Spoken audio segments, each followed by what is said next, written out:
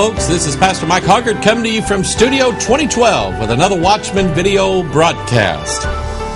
The egg. Have you ever thought about this? Sure you have. This time of year, you know, here comes Peter Cottontail hopping down the bunny trail. I never could figure out, all the time I was a kid, I could never figure out what an egg had to do with bunny rabbits. Could never figure that out. Now, I like fried eggs, and I happen to like fried rabbit, but I never ate the two together, never connected two together. And yet, every year, around the time of Easter, I was told that a little bunny went around hiding eggs everywhere, and we had to go out in this nice clothes that we had, because you had to wear your Easter suit, and we dressed up in these nice clothes and had these little baskets, and we walked around looking for the eggs that the bunny rabbit, Peter Rabbit, the Easter bunny. I even had one time, I don't know if you remember this, I had gotten an Easter basket when I was a kid that had a big plastic bunny rabbit coin bank. And I kept all of my coins in there. And the thing that irritated me about this coin bank was it didn't have one of those things at the bottom where you screwed it like that and it came loose and you could get your money out. Once I put the money in there, it was in there. I never got to get it out. I don't know what happened to that, but I've seen those around before. I think they still sell them. But anyway, and the interesting thing is that the ones they sell now have the word bank written across the bunny's forehead. I don't know if that has anything to do with Book of Revelation or not. But anyway, I got to thinking about the Easter controversy. You know, some churches, I pulled up here, some churches, here's Tower Grove Baptist Church, which is in our community, had a community Easter egg hunt. Here's another one, another church doing the Easter eggs extravaganza. Oh, how witty they are. Churches doing Easter egg hunts. Now, I can remember a time when yours truly here at Bethel Church, when I was growing up, we used to have Easter egg hunts all the time. That was at the time when we were doing, Halloween parties here at the church, and we even had a Halloween scary house in all the Sunday school rooms. I remember those days. You did all those things in innocency a long time ago. You grow up, you start thinking about things, you start doing a little research, and you find out that some things maybe were probably better left undone. Now, let me say this before I say anything else in this broadcast. And I'm going to teach you the symbolism of what this egg, of what it represents, the whole thing about Easter and everything like that. And somebody even asked me about the word Easter in the King James Bible. And some people are saying, see, it's wrong. The King James Bible's wrong. It's got the word Easter in it, and everybody knows that's a pagan holiday. Yeah.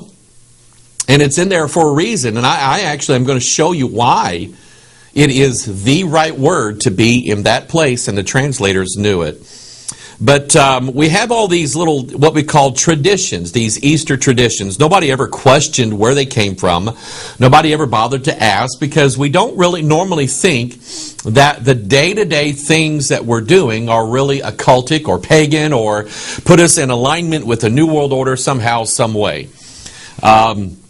And so all the things that I'm going to say today, I don't want to necessarily accuse any church or any Christian of being a pagan, of worshiping the devil, of practicing sacred fertility rites by having your kids go out and find little chocolate Easter bunnies and that you hid in the grass. I remember one time, I got the special egg. And I don't know if you know what that is. I don't know who all does this, but one year my mom and dad, they took, I don't know if you remember this or not. Remember pantyhose used to come in these little egg-shaped containers. They were called legs.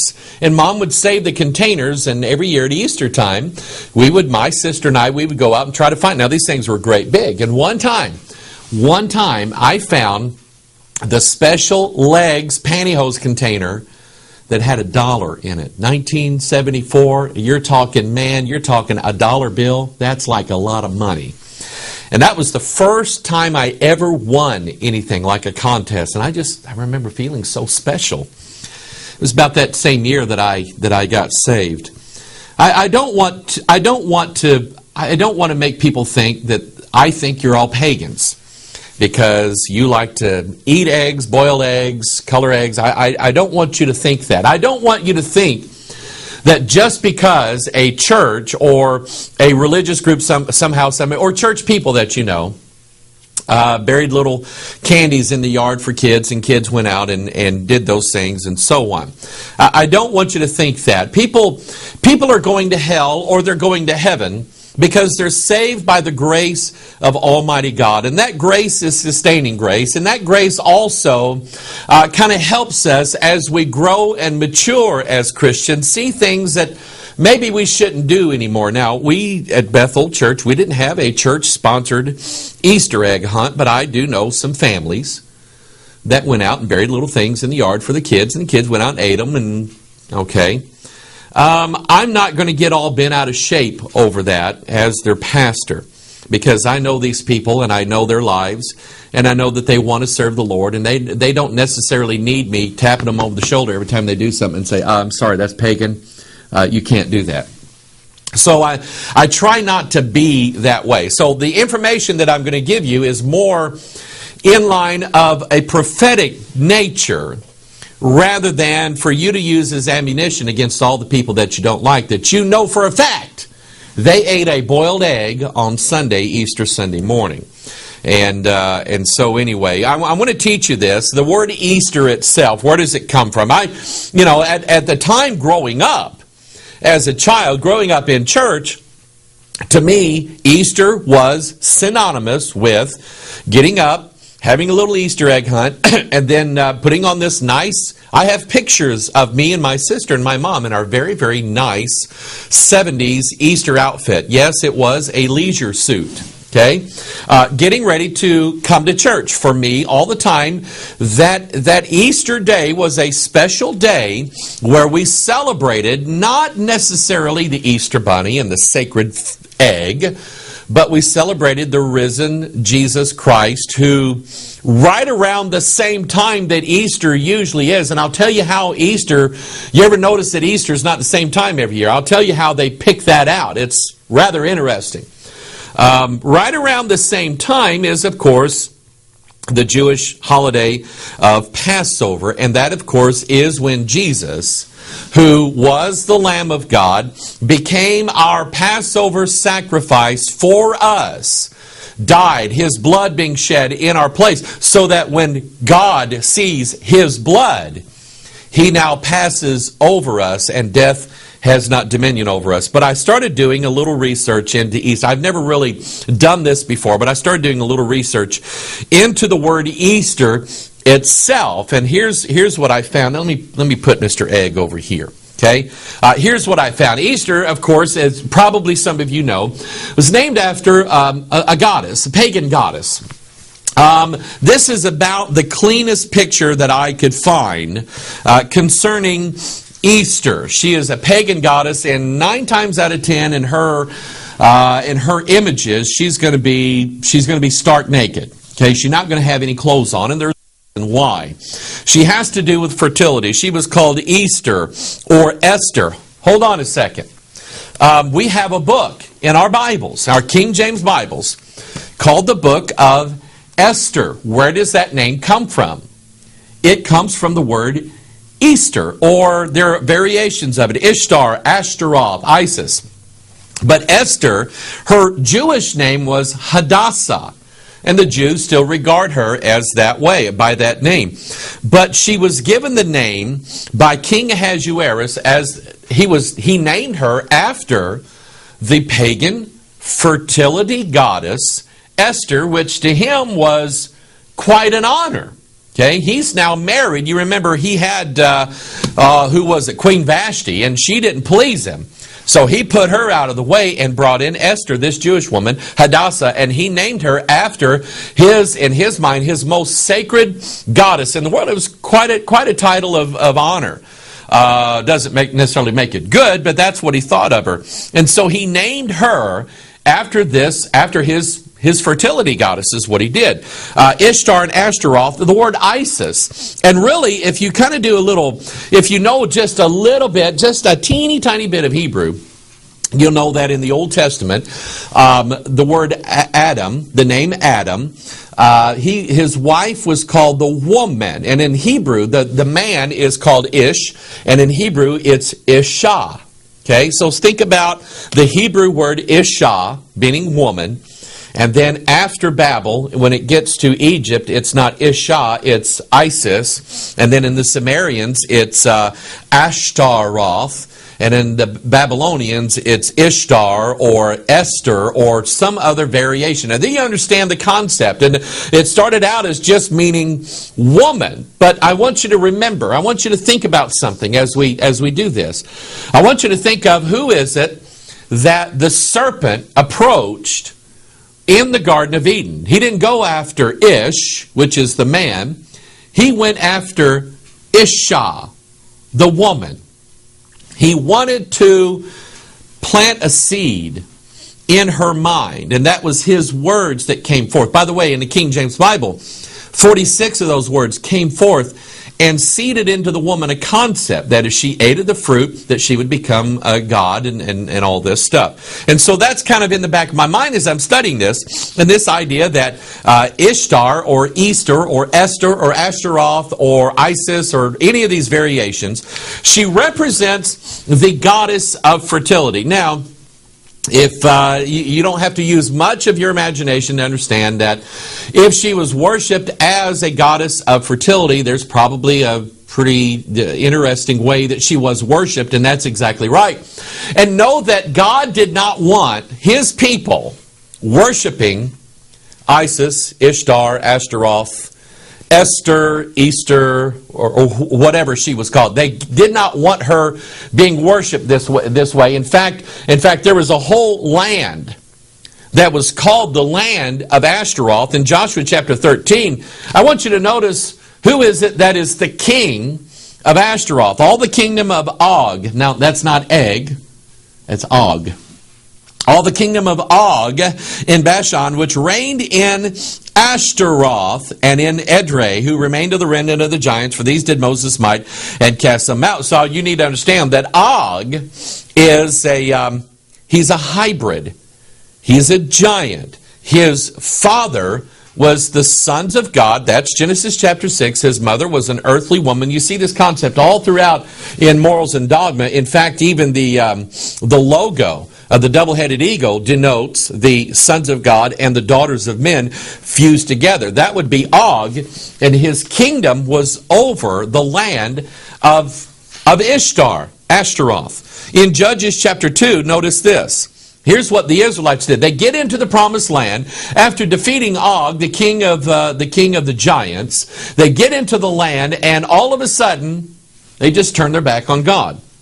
They forsook the Lord and served Baal and Ashtaroth. And the anger of the Lord was hot against Israel, and he delivered them into the hands of spoilers that spoiled them, and he sold them into the hands of their enemies round about, so that they could not longer stand before their enemies. And so as soon as these people got into the land of promise, and God was really going to bless them, they turned their back on God, went after Baal, which is like the sun god, and they went after Ashtaroth. They went serving this god and this goddess together. It's sort of like Osiris and Isis together. And those two come together, and of course they make Horus and so on. He's the hybrid. And so that's what that idea of the word Easter comes from. It comes from Ashtaroth, and that was the whole thing that God did not want any of the Israelites to go doing. He did not, and he used the word to go a-whoring after them. And that's interesting, because when we're dealing with Ishtar or Ashtaroth or Esther or Easter, we're dealing with a spirit in the Bible. She is called by various names, but we end up finding out that her name is, in Revelation chapter 17, Mystery, Babylon the Great, the mother of harlots, and abominations of the earth. And I want you to think, as we're going through this, that Ashtaroth, or you could call her Jezebel, you could call her any other names in the Bible.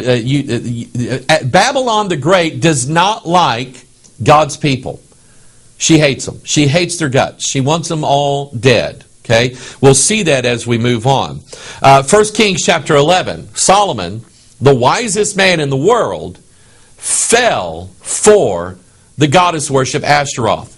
1 Kings chapter 11, verse 5. For Solomon went after Ashtaroth, the goddess of the Zidonians, and after Milcom, the abomination of the Ammonites.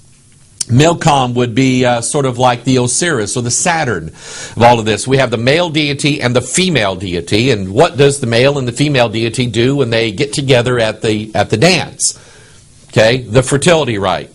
The Milcom, the abomination of the Ammonites. And Solomon did evil in the sight of the Lord and went not fully after the Lord as did his father. And I can tell you that anytime you have a situation where you have churches, or you have individual Christians, or you have people in general whose heart is not fully turned over to the Lord, there's always going to be a replacement spirit.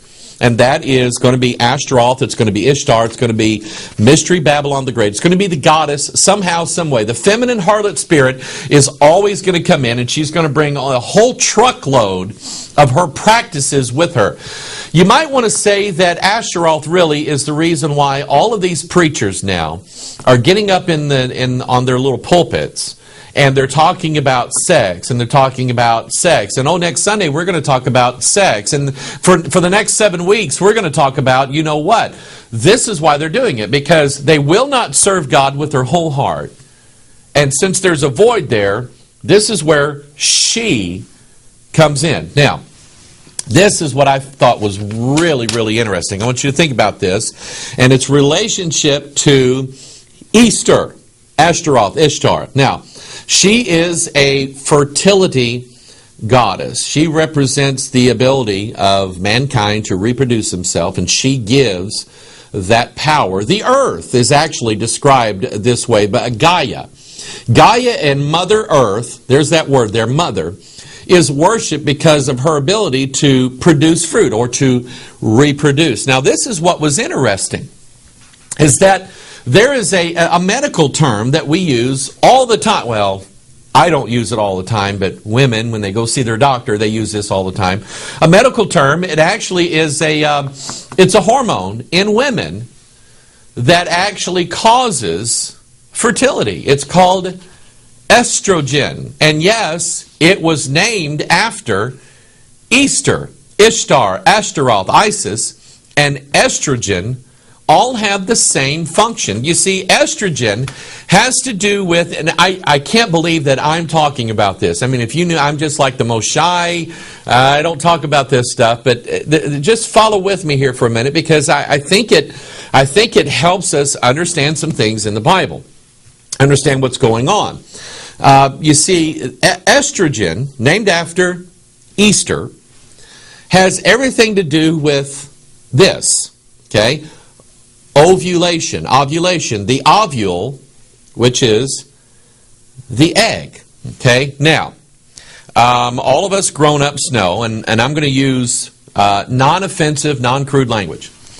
All of us grown-ups know that women, and this is actually in the law, so I can say certain things like this. Women have they have a cycle, just like the earth has a cycle. We have summer, fall, winter, and spring, and the whole year goes in cycles. And there is a time when the earth is fruitful. Okay, there's a time when the earth can produce. There's a time, especially in the northern hemisphere, when the earth doesn't produce, okay, and it's a cycle. We talked about that in the video we did called The Cycles of Christian Growth. Even us Christians, we grow, but we do so in cycles. There's a time when we feel like God is really doing great things in our life, and there's a time when we're just like, oh man, I don't feel like I'm very, very, very saved at all. And everybody goes through those cycles. If you'd like a copy of that video, call us. We'll send it to you.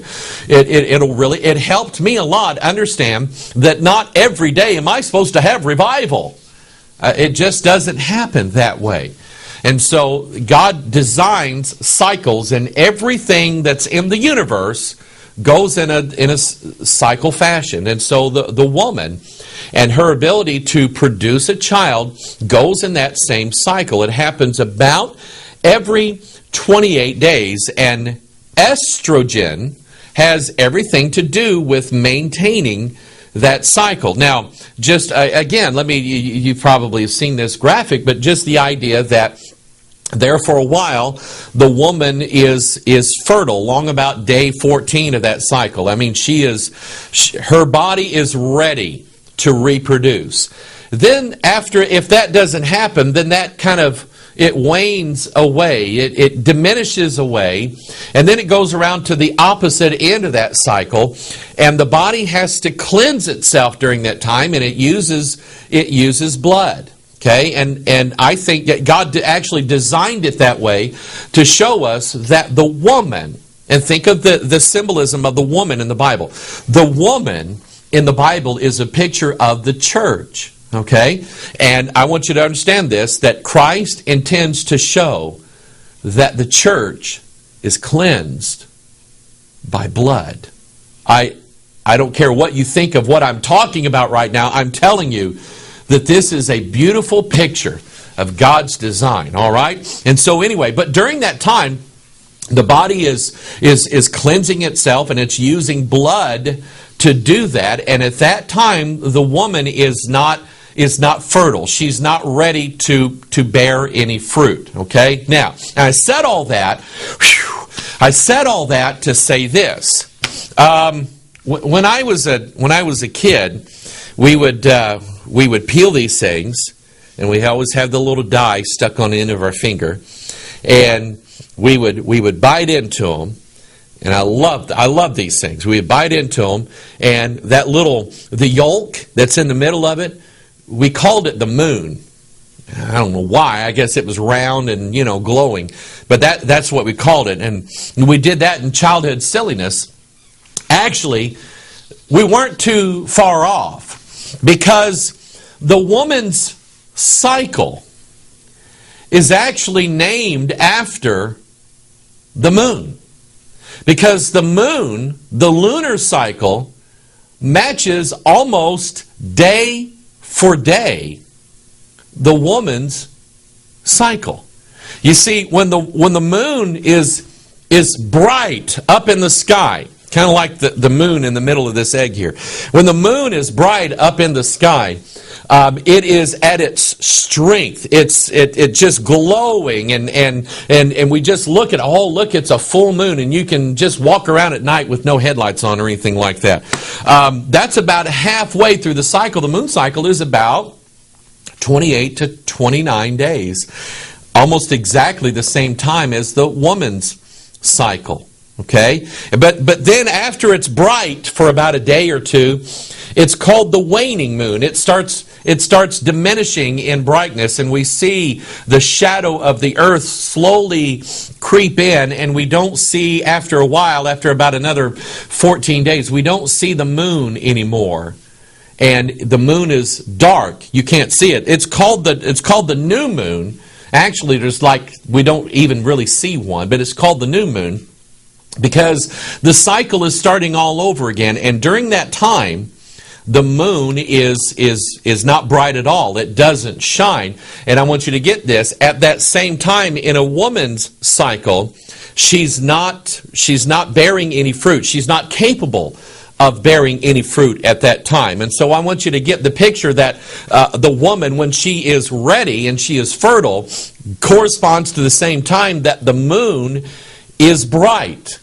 And when the moon is totally dark, that corresponds to the same time when the woman is not fruitful and she is cleansing her body with her blood. Now, that got me thinking. And I'm just going to give you a verse and a concept, and we'll see if the Lord takes it anywhere. But to me, it was very interesting. And by the way, I 100% believe that God designed it this way. I mean, I do. I don't think the pagans came up with this idea at all. God designed it this way. I kept seeing over and over and over in the Scripture that right before the coming of the Lord Jesus Christ in the clouds, you remember what the prophecy is? The prophecy is, and it's Isaiah 13, it's in Joel, it's in Matthew, it's in the book of Revelation. We see it over and over. Acts chapter 2, the same prophecy repeated. The stars are going to fall. The sun is going to be turned to darkness. The moon is also going to turn. Now, in one place, it'll say the moon will turn dark. Okay? Well, that happens to be a natural phase of the moon. The moon will turn dark. But then in the book of Joel, chapter 2, verse 31, remember the correspondence now that we have between the moon and the woman at that exact same time. Joel chapter 2, verse 31, look at the scriptures. The sun shall be turned into darkness, and look at here, and the moon into blood before the great and terrible day of the Lord come. I just think that is, I just think that's interesting. Maybe the Bible is more literal than we ever see. I cannot imagine a scenario in my mind where the moon would actually physically turn into blood. But maybe God means something by this, and He wants to give His people, the people who actually believe the Bible, He wants to give them wisdom. And by the way, eggs are mentioned in the Bible, and we'll talk about that here in a little bit. So we have this correspondence between the goddess Ishtar, Ashtaroth, Esther, Easter, whatever her name is, and of course the moon. And if you get into pagan witchcraft jewelry, you'll see that witches love the moon. That's their symbol. It's a symbol for fertility, probably because it has everything to do with the waxing and the waning of the woman's cycle and her ability to produce and so on. Probably has everything to do with that, and that's how Isis was worshipped. In fact. Let me kind of connect the dots here for you. Okay, I told you earlier that this is how Easter is actually figured out, because Easter's not on the same day every year. It's on a different date. It's always on a Sunday, but it's never the same exact Sunday. It's never like March 12th or whatever it is. Okay, here's how it's figured out. The date of Easter is actually determined by the moon. Okay? Now, and think of Easter as being a pagan holiday, because it is. Okay? It's after Ashtaroth, it's after fertility, and all these things that we talked about. So Easter is actually determined by the moon. It's the first Sunday after the first full moon. Now, remember, the full moon represents ovulation. Okay? When the ovule or the egg is ready. Okay, that's what the full moon represents.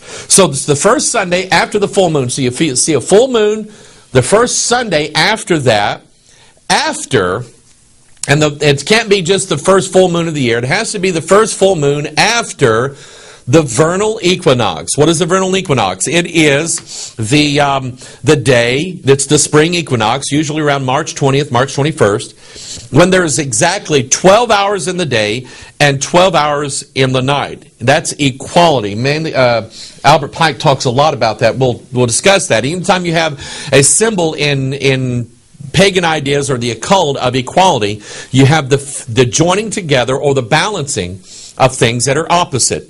Light and darkness, sun and moon, male and female. They're balanced so that they can be together. That's what that represents. That's what the equinox. So they take the equinox, which has a pagan concept behind it, or the pagans pulled a concept from this. After all, God is the one who designed the spring and the summer and the autumn and the winter. He's the one that designed all of that. Don't ever forget that. Don't be afraid of certain days on the calendar. Oh, that's pagan. That day's pagan. Don't be afraid of that. God is the one who made the days. God is the one who put the stars in their course in Genesis chapter 1 so that they could be for signs and for seasons and for days and for years. The lunar orbit, the course of the stars, the sun, and the sun rising east to west, the sun also rising north to south. We'll see that in a little bit. God is the one who designed that. It's the devil that said, I'm going to latch onto that and make some big pagan thing out of it. And that's what he did. So they take the equinox, 12 hours and 12 hours. It represents equality, fusion together, sons of God, daughters of men. And the first full moon that comes after that, which means she's ready. And then we take the first Sunday after that and say, this is when we're going to celebrate the fact that the egg has produced something. We'll find out what it is the egg has produced. Okay, you remember, in fact, here it is. You remember, we dealt with this here a while back. This brings in the Easter celebration, brings to the end the whole Lenten celebration. which of course is the 40 days weeping for Tammuz, which we saw in Ezekiel chapter 8. It was the abomination that God saw in the north part of the temple where the women were weeping for Tammuz. You know who Tammuz was? It's the god that died, and he awaits a resurrection. Okay, that's what it means. So 40 days, but remember, Lent is longer than 40 days. It's actually 46 days. That's the same number of words that the devil spoke to Eve in the Garden of Eden. It's the same number of chromosomes that you and I have, where our DNA, I want you to think of DNA looking like two snakes, because we're going to see that in a little bit, all right? So anyway, but that's what Lent denotes, 46 days before Easter, and that's what Easter represents. It represents there's something buried in the egg. I wonder what it is, because when we went around collecting Easter eggs, we weren't just going, here, Mom, I got some eggs. You can fry those up, next Sunday or whatever. We knew that these things were hard-boiled. There was something in there that we wanted, and we would peel them and eat them. Or if we had the, pantyhose legs, there was always something in there. I wonder if I got the special prize. That's what Easter egg hunting is all about. It's about finding a secret, something that's hidden, and there's a secret stored in here. That's what this whole thing is all about. So we bring in this symbol now of the serpent and the egg. Here is one graphic here showing actually two serpents with an egg in their mouth. The two serpents are fused together and joined by the egg. Again, this is what Manly Hall has in the front of Morals and Dogma, is the two-headed eagle joined together in the same body. This symbol shows you that by the fusion of these opposites, there's a secret to be found right here in the middle somehow, some way. Look at the serpents. They kind of look like little strands of DNA hidden in the 46 things. There's a special secret here, the 46 words that the devil spoke. The 46 words that they spoke in the Tower of Babel when they wanted to build that tower. Think about that. The Masonic symbol of the two Johns. You have John the Baptist and John the Divine. And I want you to note and think about this. In mythology, not necessarily in the Bible, but in mythology, John the Baptist is this hairy, gruff guy that eats locusts and wild honey. Okay? John, in Christian mythology, not in the Bible, but in Christian mythology, John is this sort of effeminate, soft-spoken guy who has pale skin. That's why when Da Vinci drew the person sitting next to Jesus, and everybody said, well, that's John, it wasn't. It was a woman. It was Mary Magdalene. So when you look at the image again of the two Johns, you have one John and the other John. One's kind of very masculine and one's kind of a little feminine. And notice that they're standing on these two lines here with I want you to look at this, the circle with a point in the middle of it. What's in here? Okay, this is like a circle, and it's got a little dot in the middle of it. Think about it. Okay, but they're showing that if you read Albert Pike, you read Manly Hall, read some of these other books I have up here, they'll tell you that that these two Johns and these two lines represent the equators. Why? The Tropic of Cancer and the Tropic of Capricorn. Why? And we talked about this. Because every year, and I love this, I absolutely love this. God showed me this. And remember, God designed this. Okay? God is the one who said the sun is going to rise in the east and set in the west. He also said it's going to rise from the south and then go back down again. Wait a minute. Every year, I'll put this graphic on the screen, and I'm going to use this little illustration. You can't see it very well. But every year, the sun starts down here and is over on the winter solstice. Okay, winter solstice, December 21st. The sun is directly overhead at the Tropic of Capricorn. Okay? From the winter solstice to the spring equinox, now the sun is directly over the equator. Okay, directly overhead. Shows balance, 12 hours in a day. Then, during the summer solstice, the sun rises again up to the Tropic of Cancer. Okay, that's the summer solstice. Then back down to the fall equinox, it's over the equator, and then back down to the winter solstice, it's over the Tropic of Capricorn again. Okay? The difference in latitude. between the Tropic of Capricorn and the Tropic of Cancer. 46 degrees. It's the same number of days of Lent. It's the same number of words. It's the number of chromosomes where our DNA is. There's a secret inside the egg. Okay? And it looks to me like our DNA is the egg. Okay? That's what it looks like to me. And so anyway, now, getting to this word Easter in the Bible. I was confronted with this years ago. Oh man, I cracked my egg. I was confronted with this years ago because we're going to go to Acts chapter 12. There are people out there. Can you believe this? There are people out there that don't like the King James Bible, and they will look for anything in the world to make it look like the King James Bible was either a terribly flawed translation, or there's some people out there that are into all the conspiracy theories. Oh, they've read this, and they've read this, and they've read this, kind of like me. But they heard somebody say that the pagans, the evil Rosicrucians like Francis Bacon and others, they're the ones that secretly planted hidden words inside the King James Bible. And they say in Acts chapter 12, that word Easter, everybody knows it couldn't be Easter. Okay?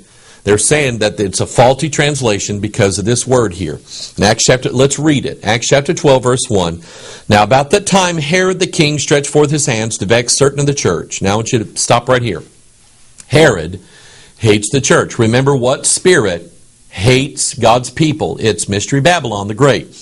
Herod stretched forth his hands to vex certain of the church, and he killed James the brother of John with the sword. And because it saw it pleased the Jews, he proceeded further to take Peter also. Then were the days of unleavened bread. Now stop right here. Stop right here.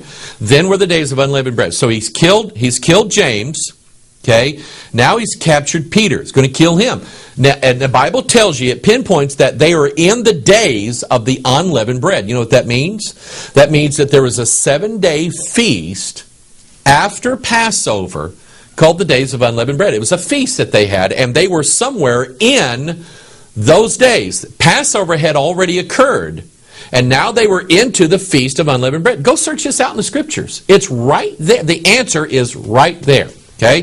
Then were the days of unleavened bread. Now verse 4.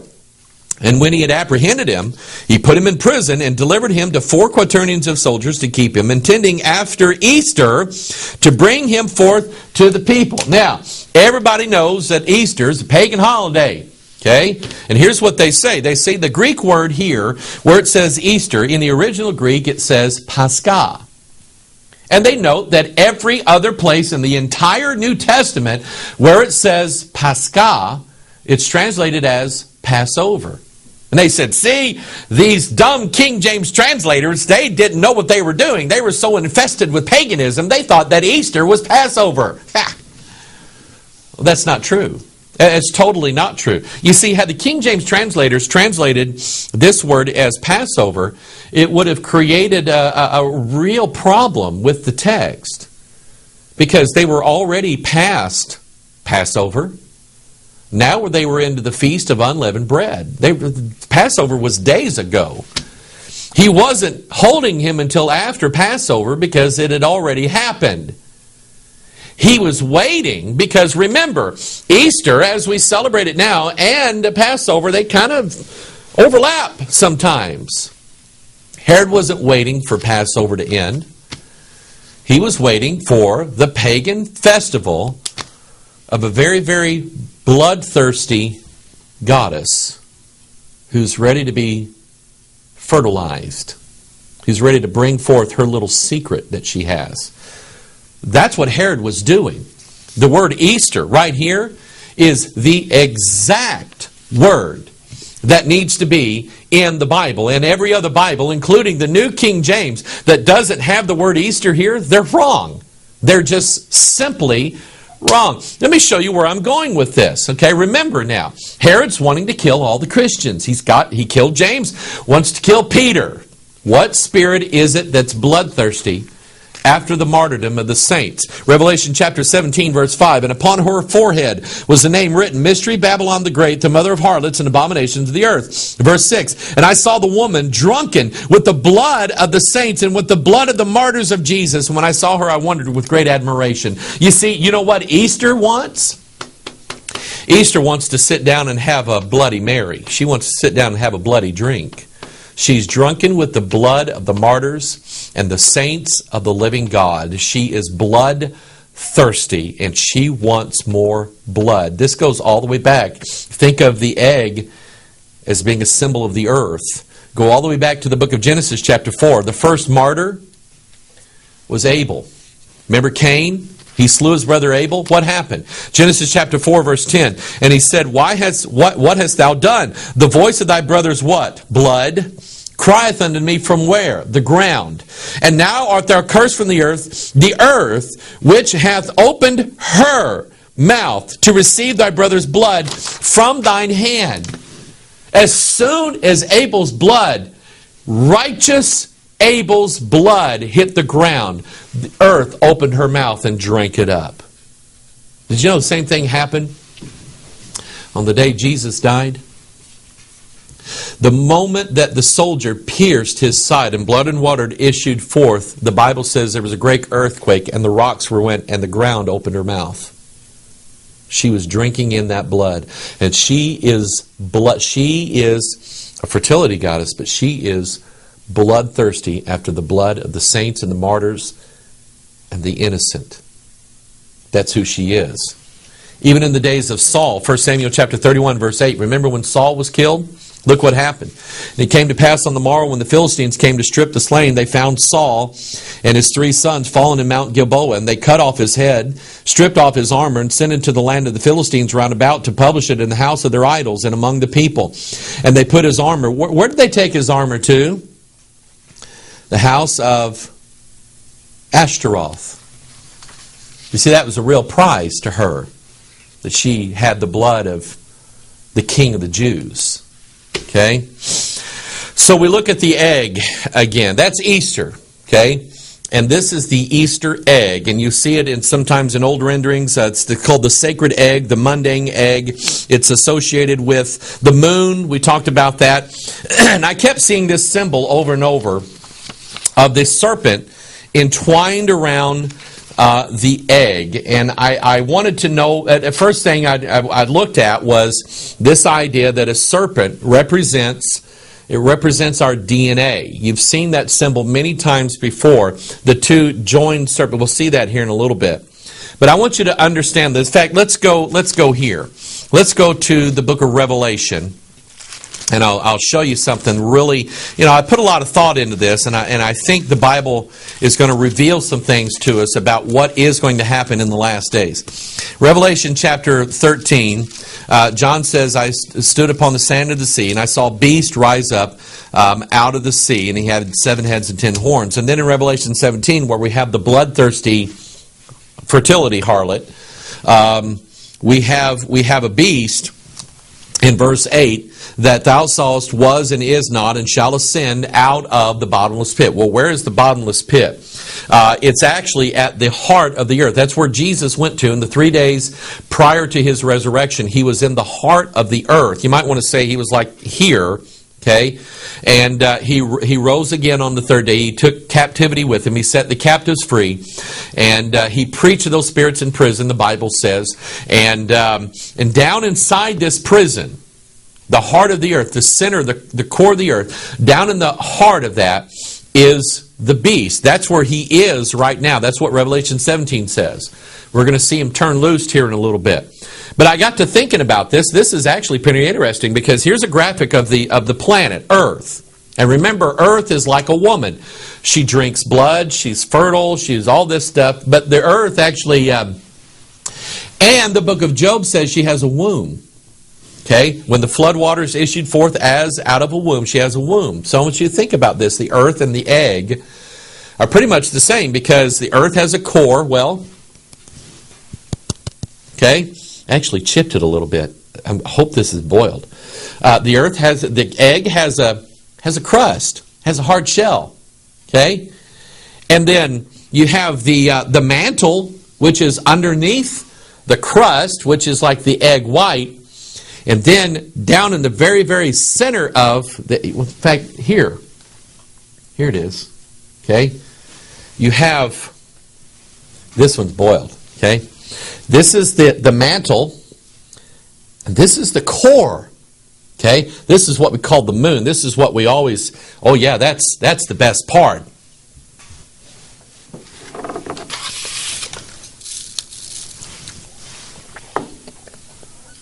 I told you I like these things. Can't let them go to waste. This is a picture of the earth. I'll wait till I'm done to eat the rest of this. But I want you to think about this, because as with the egg, is merely a symbol of a secret that's buried in the heart of the earth, waiting for the ground to open up again. Are there going to be earthquakes in the last days? Think about it. Is there going to be like a flood, something like a flood happened in the last days? Yeah, as it was in the days of Noah. So something is going to come out of the heart of the earth, out of the center of the sacred egg of the earth. Something's going to rise up out of that. Aleister Crowley actually caught on to this. Aleister Crowley was all about chasing after this sacred egg concept. And Crowley wanted to use a secret, okay, the secret of an egg that he was chasing down. I mean, this guy was weird, but he was chasing down this sort of sacred egg concept to find a secret on how to get in contact with a particular entity that he called Lamb. He actually drew a picture of him. Here it is, okay? That was an extraterrestrial being that Aleister Crowley was getting in contact with. This being here was very, very special to him. And I want you to notice that Crowley's, of course, he looks like an egg head. Crowley's drawing of Lamb almost perfectly coincides with what everybody in the whole world is seeing as far as alien contact. Now, is alien contact and the mysteries of the egg related? I'm pretty sure they are. And we're being inundated with this imagery. Do you remember this? Nanu, Nanu. You remember Mork from Ork? TV show back in the 70s. I never used to get to watch it because it came on a Wednesday night. I always had to go to church on Wednesday night. Anyway, Mork is an alien that falls from the heavens in a spaceship that looks like an egg. And everybody thought, that's so funny. The producers actually, or whoever wrote this concept, got this from Crowley, got it from the concept of the sacred egg, that there's a secret invader going to come to the earth through this symbolism right here. Do you remember Lady Gaga? Lady Gaga, and on her way out, what was it, the Grammys or something like that, comes strolling into the Grammys, carried by 4 guys in an egg. And she talks about how she had this rebirth. She was in there for like 3 days or something. I don't know how she went to the bathroom. But anyway, she was in there for 3 days. Everybody says it's a stunt. She was acting out her mystery religion concept. She actually felt like she was born again when she came out of that egg. And of course, you remember, that's when she introduced the song, Born This Way. Think about it. Okay? Think about it. I mentioned in reference to the egg, the serpent entwined around the egg. And that looked like, remember this image that we use? We've used this several times. This is an ancient, I think it's a Peruvian textile. The 2 serpents twined together. That is actually a universal concept. The concept of the opposites. The concept, it looks like DNA is what it is. And so when you see this egg entwined around, or you see when this serpent entwined around the egg, it sort of gives you the idea that, number one, there is something in the heart of the earth, but number two, there's been a seed planted in the DNA of mankind that one of these days is going to hatch forth.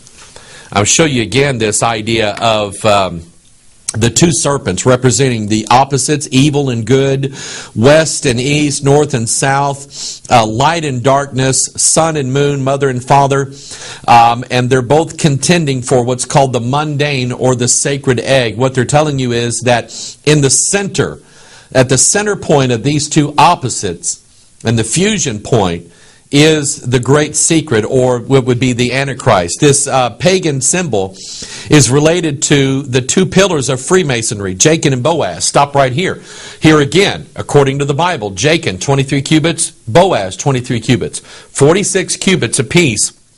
And here we have Jachin and Boaz, and they're fused together. The symbolism of the sun and the moon fusing together, father and mother, and they're fusing together at a circle that looks like an egg. That's the fusion point. You even see the ivy going around Jachin and Boaz looking exactly like DNA. The fusion of heaven and earth together. That concept, of course, comes from the Scriptures. Genesis chapter 6. There were giants in the earth in those days. And also after that, when the sons of God came into the daughters of men, they bare children to them. The same became mighty men which were of old, men of renown. When you have the fusion of the opposites in the Bible, in Genesis 6, you have the hybrids.